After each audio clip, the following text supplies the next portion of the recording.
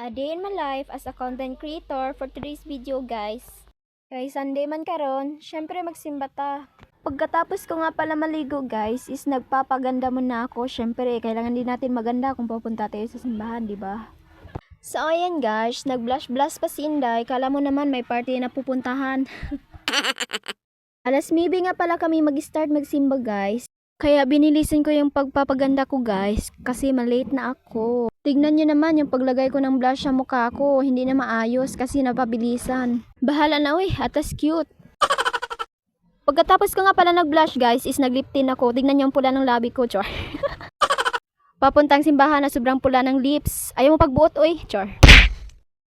Pagkatapos ko naman nag-lip tint, guys, is nagpulbo na naman ako. Syempre, langan naman.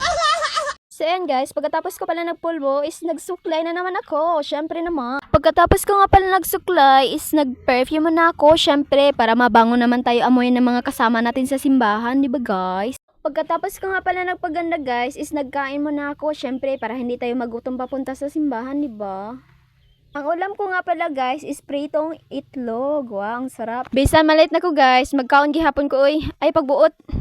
So ayan guys, pagkatapos ko nga pala kumain is naglalakad na ako papuntang simbahan. Tara, I'm so excited. Ayan, paakyat na ako sa bukid naming simbahan guys. So ayan, nakarating na nga ako.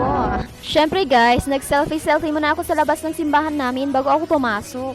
Para pang may di good evidence ba nga nagsimba ta kada linggo, anak man na.